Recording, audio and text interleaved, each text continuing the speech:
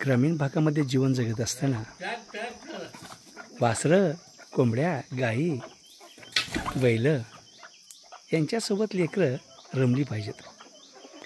ग्रामीण जीवन काय आहे, शेती काय आहे, हे सगळं बालपणी कळायला लागलं की लेकरांची समज आणि ग्रामीण भागाशी नाळ जुळून राहते.